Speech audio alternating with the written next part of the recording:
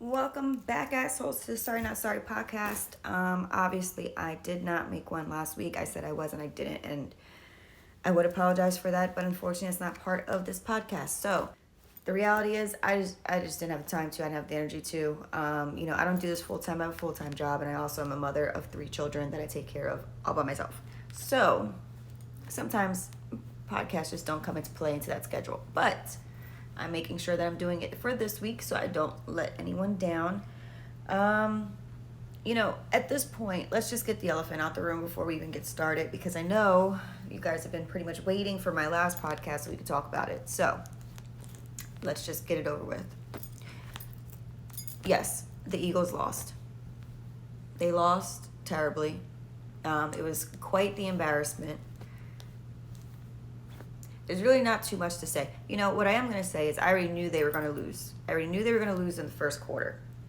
Why? Because the momentum was not there. They looked defeated before they even started the game. It was like they already knew this wasn't going to go as planned. As soon as I saw the other team's momentum and then I saw ours, I instantly knew there was no coming back from it. So I had already accepted the loss in the first quarter. I had slight hope in the third because sometimes, as many of you probably know if you watch football or the Eagles, we will start off terrible. Our first and second quarter will be shit, okay? And then somehow miracles occur in the third and fourth, and we pull it out and we win the game. This did not happen this time, but as I said, I could already tell something was off. So Jalen Hurts looks defeated. He has to take a break. He can kind of regroup himself because I don't know who that player was. That's not my quarterback. I'm not sure who that was. I know he hurt his finger. Not a good enough excuse for me because we definitely lost back-to-back games. So I'm not really sure what happened. And as an Eagles fan, I will say we are typically the underdogs. So that is always our thing. We're the underdogs. But this season we were not. We were not the underdogs at all. We were winning every game. So I'm not really sure. I'll just take the loss. I'll take the loss. Be easy, okay? Just relax. But that's pretty much all I'm gonna say on that. Better luck next year. Next year, hopefully, we will be it. I don't know if Kelsey's retiring or not. Maybe he'll stick it out for another year. But I saw that our coach is staying, so I think we'll be fine. I think we'll be fine for next year. Maybe just start off a little normal and then bang it out at the end real strong. Maybe, instead of starting off so strong in the beginning and then losing it all at the end, that probably won't hurt as much. But yeah, I think, there's always next year. Now, the only thing is that I'm super depressed because I have no football to watch. I think we should start making football a year-round thing. I mean, every other full-time job is, what's the difference? There's no reason that they can play in snow and rain and they can't play in the summer. So I just feel like someone needs to make a petition to make football specifically a year-round thing. I'm just saying. But other than that, now that we got that out the way, excuse me. I know I'm not the only one because my best friend's the same way, but I cannot sleep too much.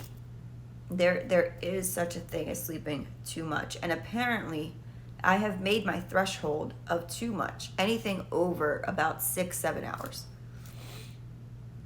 So I've just somehow trained my body to think that a 2, 3, 4 tops hours of sleep a night is efficient to then run my whole next day and do it over again. So then when I get more than that, aka last night, I fell asleep early. The day was not it. Fell asleep early. Just woke up, a couple hours ago. Too much sleep. Now I feel worse than I would have if I just got my normal 2-3 hours. So, I really need to figure out a game plan here of how to retrack and retrain because this isn't it. My body's starting to take a toll. My brain's not working as functional as it needs to because I'm honestly just normally half sleeping. And just going through life. But I feel stuffy, so if I sound like shit, it is what it is. Be happy we got a podcast today, okay? Because this week's not been it. It's not been it for me. I'm not really happy about it, but at the same time I am, because then I think back to my past and I'm like, ooh, but it was so much worse. It was so much worse. So I'll take what I get now for the simple fact that it used to be so much worse. And that's a topic for another podcast. But I think I've been trying to go over some ideas of things to go over in my podcast. I haven't used my book yet because why buy a book that's specifically made for helping you with podcast episodes and then use it? That's like getting a diet journal. You know, people get diet journals and they just sit there. They don't write anything down in them. Unless you're those crazy people that actually do. Kudos to you. But most people buy journals, calendars, schedules, you know, and they have some really cute ones out there. And then they just sit there because no one has the patience or time to actually do it. But I was thinking there's a couple things that I touched on, like between my TikToks, you know, my little 15-second clips that I do on TikTok, because that's about all I got in me anymore. As you can see, I have this beautiful little LED thing that I got, okay? Because there's someone I know that has LEDs everywhere. And my kids have now decided that they want LEDs everywhere.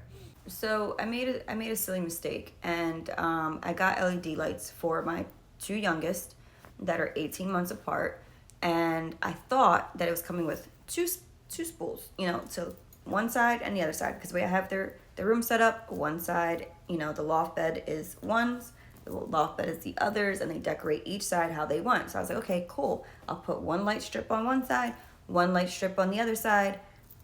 They can work that out. That's not how it worked. That's not how it worked. It connected to the same port, which means that they were all connected. So I was like, how bad can it be? Because those things are not fun to put up. They're not. You know, they're this big. They're sticky. You have to go up all the way to the ceiling. I'm 5'1", okay? So now I'm climbing up shit. I didn't really want to do it, but I was like, it's for them. They'll be happy. It's going to be a nice surprise. So I put it all the way around their room. I put it up one ceiling, all the way over to the other one, all the way over, making sure that it's framing out their bed, you know, real nice.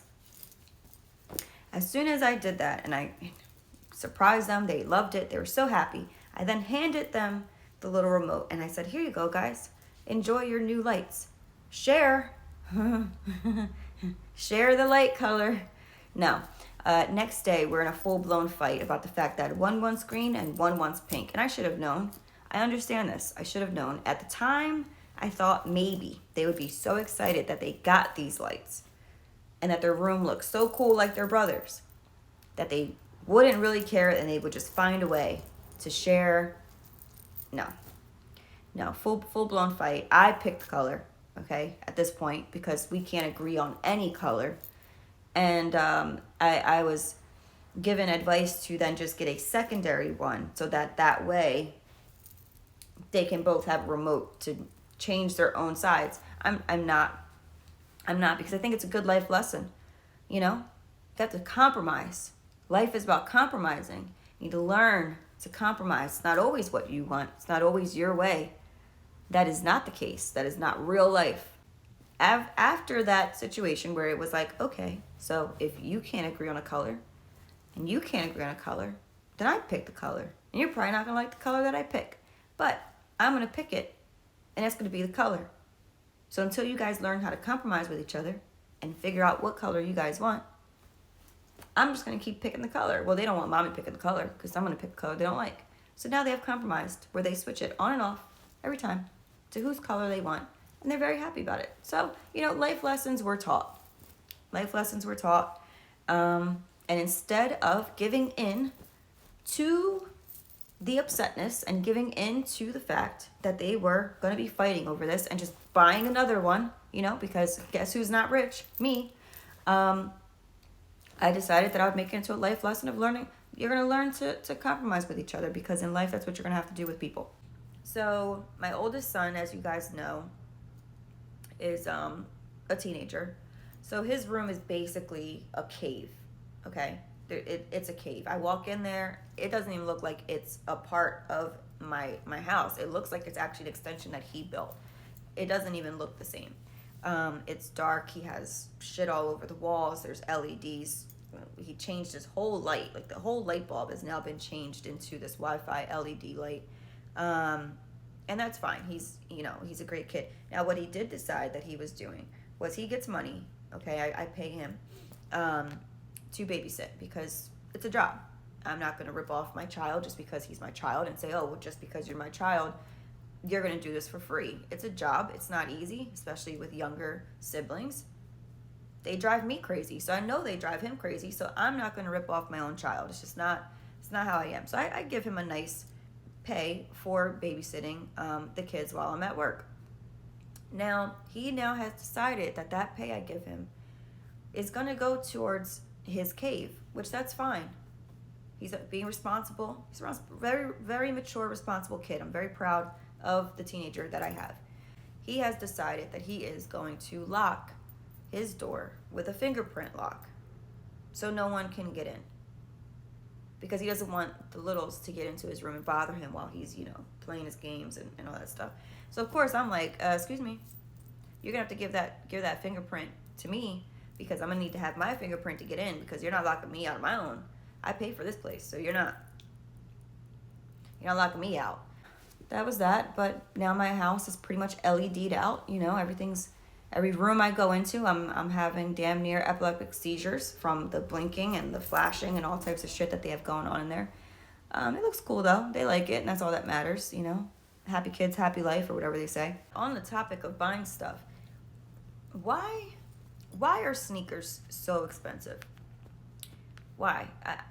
Specifically men's sneakers? What is the problem? What is the actual issue with men's sneakers? Because unfortunately now my teenager is in men's sizes. So I go to the store, I'm like, $80, $100 or so should be fine, which is already enough for me. Like I will buy shoes off of fucking Temu at this point for $6 and hope for the best.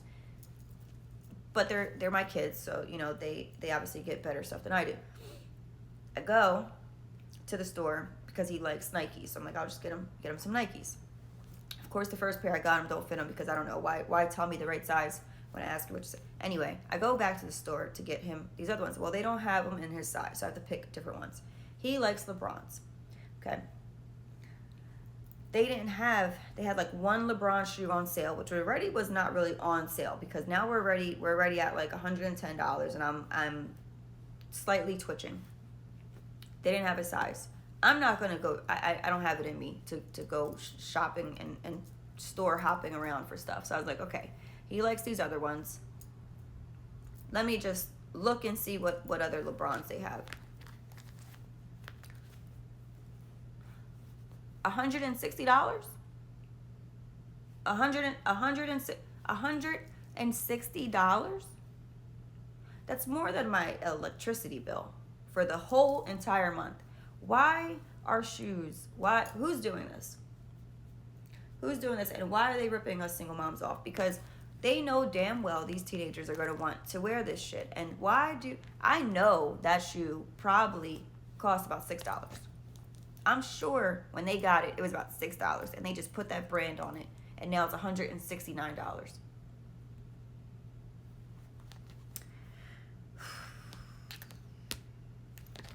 It's just not cutting it. It's just not cutting it for me. Thankfully, I had a coupon, that got it down like a whole, I don't know, $15. But I told myself, you better wear those out. You better ride those out until they start falling apart. Moral of the story is, I don't understand why sneakers are so fucking expensive. They don't need to be that expensive. And I know they don't need to be that expensive. And you know why I know they don't need to be that expensive? Because I went on the TikTok shop and I bought shoes from the TikTok shop for $6. Okay? $6 I bought those shoes for. And they came in a white box, unmarked, unlabeled. The shoe, no label on it at all. That shoe is the same damn shoe that I saw at Target for $60. All because you have a name on it and a little Target box to put it in. Not over here. Not over here. TikTok shop will be getting my $6 for my shoes going forward. Not over here. No. So ever since I got those shoes, it really made me realize that I'm being completely ripped off. Now, mind you, I'm still gonna buy the kids Nikes and stuff because it is what it is. But the fact that we are getting ripped off this bad is it's kind of disheartening, when you get to see it firsthand. Normally you're just like, oh, you go to the store and you're like, I know this shoe cost them 10 cents to make or whatever. When you actually see it in person, you get the box of what they've made over there for probably 10 cents, but I paid $6 because of shipping. It hurts your heart. It hurts your heart to think of how much money you've spent just because something has a name on it. That's why no matter how much money I make and no matter how rich I get, my ass still will be shopping at Ross and Marshalls and every other place that's discounted shit because I'm not. I can't do it. You're not ever going to catch me spending $80 on one pair of pants. Not happening. Not happening. Not never. A pet peeve of mine that I don't know if other people have, but for some reason this like grinds my gears and I don't know why. It's not that big of a deal. But for whatever reason, this shit bothers me.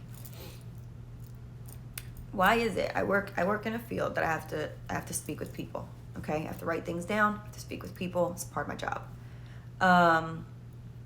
Why is it that people truly, with their whole soul, believe that if you do not uppercase or lowercase their name in their email, that it is not going to send that email? Can someone explain this to me? Drop a comment, send me an email. Explain to me why. Was this back in time? When did it become that an email will not go through if I do not uppercase my first initial of my name in my email? Because I know for a fact that I can send my email with lowercase or with that one uppercase, and it's still going to go through to the same place. I will have people stop me writing when I say, can I have your email? And they will have me stop me from writing and tell me that T has to be uppercased. No, the fuck it doesn't. No, the fuck it doesn't. It is going to go through. I promise you, I will type it in right now and you are going to get this email with it being lowercase. But they cannot simply stand the fact that it is not. Because in their mind, when they made the email with a capital T. So now it's not. I'm not doing it. Now I'm going to purposely make it lowercase because you're harassing me about making it uppercase. And I'm going to show you that it's still going to go through to you. So yeah, that's a pet peeve of mine. I don't like that shit. Another thing that has been discussed with peers and such this week that I think really needs to actually be discussed.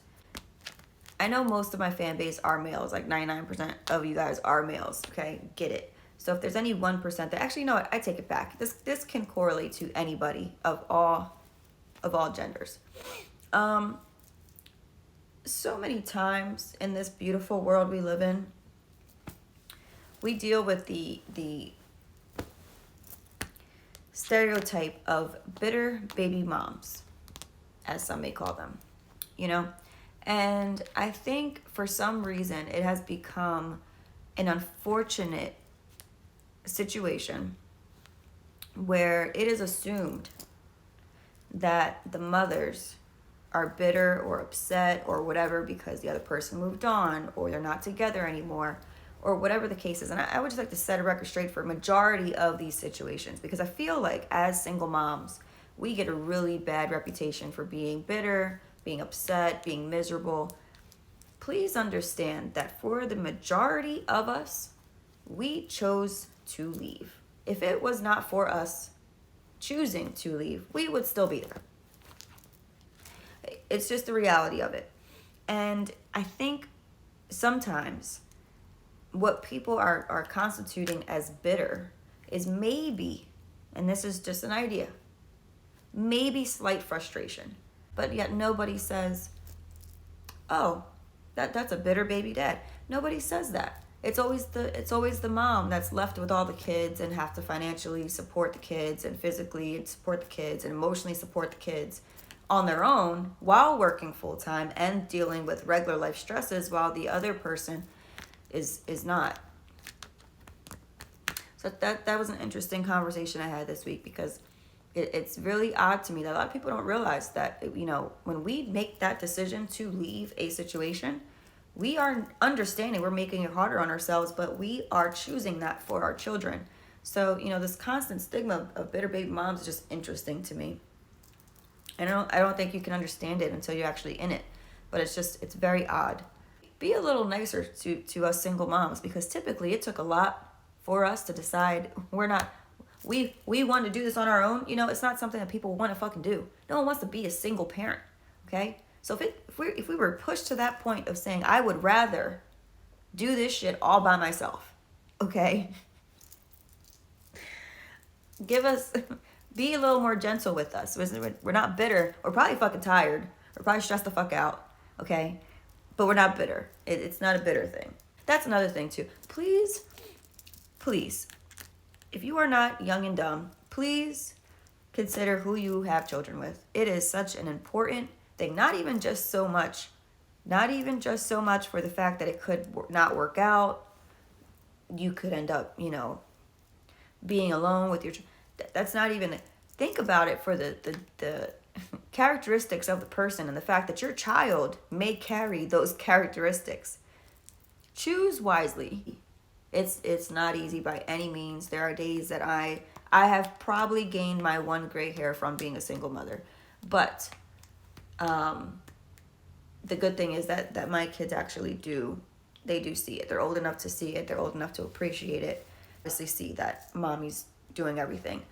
And they were like, Mommy, stay out there. And they were making me something. So I was like, oh, this is cute, because they always make me cute stuff when they're, in good moods and not fighting with each other because they're siblings. They made a basket out of paper and it had a card in it. So I opened the card and it says, Mommy, you're the best mommy in the whole world. And they put their names. And then they put a $10 bill from one's piggy bank and then a $2 bill from their other piggy bank. And I was like, what is this?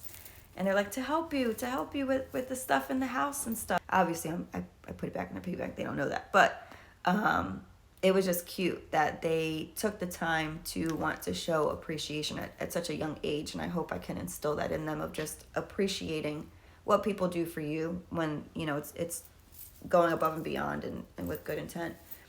Choose wisely. That's the best advice that I can give you, is really look at the all around. Is that person going to be everything that you need them to be if for some reason this does not work out? Because most people don't consider that as an option, but it unfortunately does become one. So that's my words of advice. Oh, my teenager, is starting to learn how to drive. Well, I think he actually kind of knows how to drive, but starting to want to teach me how to drive. So I have a automatic, okay, that has the little shifter to go manual. I don't use it because it gives me anxiety. I'm like, oh man, I'm gonna fuck up my whole car. I don't know how to use it. My whole car's gonna get fucked up. I'm gonna break my car if I try to use that. The anxiety is too much for me. I'd rather just not even touch it. But we were driving to the park the other day, and he's like, Mom, why don't you ever use your manual shifter? I said, I don't know how to drive manual. I'm not doing that. And he's like, Mom, it's an automatic. Okay, he's big cars, all that stuff. He's good. He's like, it's an automatic. You can't mess it up. It's not gonna allow you to break. You don't have a clutch. It's not gonna mess it up. So I'm like, I don't know. I don't really want to mess with it. He then, of course, convinces me, let's try it. So I said, okay. And he's like, I know how to do it. I said, cool. If you know how to do it, show me.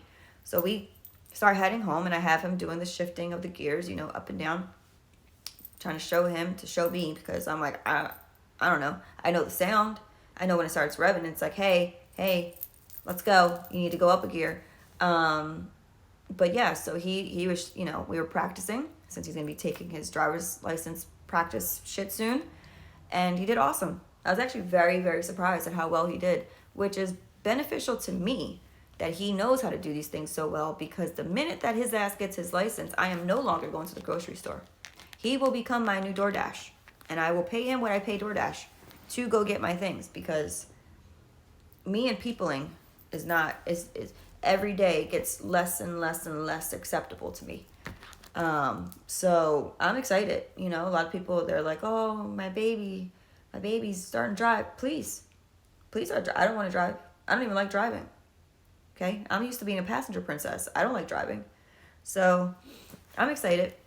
You know, I'm excited. I'm sad that he's getting older. You know, he's my firstborn, but I'm excited for him because he's such a great kid and he's so mature and he's an awesome kid. So I'm excited to see how great he is as he gets older. But yeah, I am probably I'm gonna use this episode to pretty much just lay out.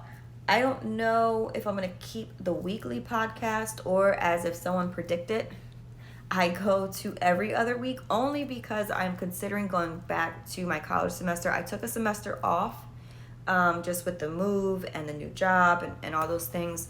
But I am considering going back, which means if I go back, if you don't know, I'm studying law.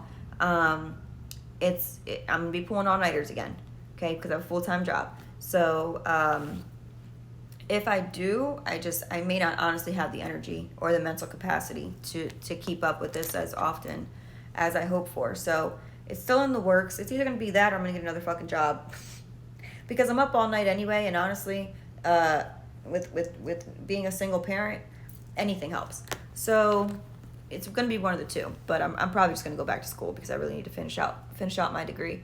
I'm gonna use this episode to pretty much just lay out.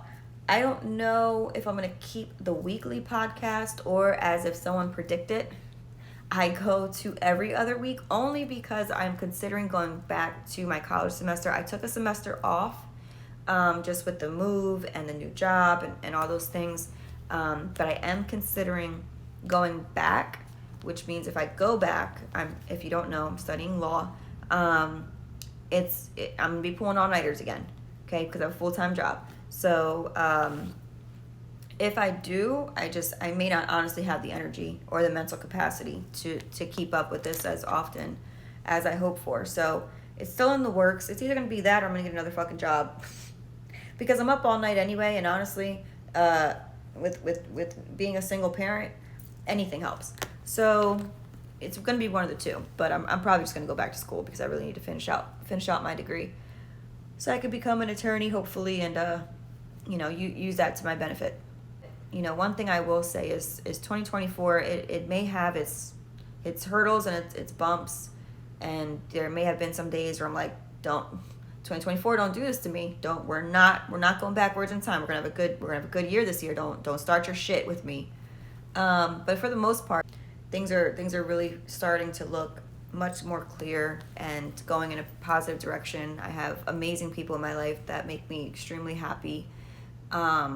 Just good vibes all around. I'm super supported. I have an amazing support system. There's every day that I'm not smiling, I end up with a smile on my face, and I couldn't be more happy and grateful for that. My next podcast will probably be, starting into the next month. So I will say, I hope everybody has had an amazing first start to their year. I hope the first month has given you a nice foundation to start on. And if it hasn't, try again. Try again. Next month is a new month and try again. If your year has started shitty so far, don't let that be the basis and the foundation for the rest of your year because it doesn't need to be. The reality is that every day is actually a new day to start a new foundation. So, don't get yourself too down in the dumps if you feel like, man, this year's not going as planned. This year's starting to suck. Don't get yourself in that mental state because, that's all that it takes is you being in a bad mental space for you to then just decline rapidly and everything go to shit. And then you feel like everything's going to shit when it's really just your mentality. The ability to change your life is so underestimated because we make ourselves believe it's not possible. And that is so far from the truth. If you are not happy in a relationship, a friendship, work, anything, change it. Change it. Will it be difficult in the beginning? Of course it fucking will. Of course it fucking will. You're getting out of your comfort zone. But it will be so much better in the end. Your happiness, your health, it's just so undermined how important it is to actually care about those things enough to change them. So if you are not happy, and you're not just being miserable to make somebody else miserable because that's just the type of person you are. If you're just a genuinely good person and you're just in a bad situation or not happy with where your life is, change it. You will thank yourself in a very short period of time. It's not going to be years and years. People say, oh, you'll thank yourself later in life. It's not later in life. It's probably a good 6 months at a max that you will start thanking yourself, you know? So my words of wisdom will just, simply be, if you are not happy, change it. Thanks for listening. As always, thank you guys for tuning in. I appreciate those that asked me if everything is okay since I didn't post last week. Everything is fine. So that is it for today's podcast. Happy Wednesday. I hope you guys have a great Wednesday. As you also know, that means that it's hump day. So if you have someone to hump, good for you. If you do not, go find one. Just remember, quality over quantity. Bye, assholes.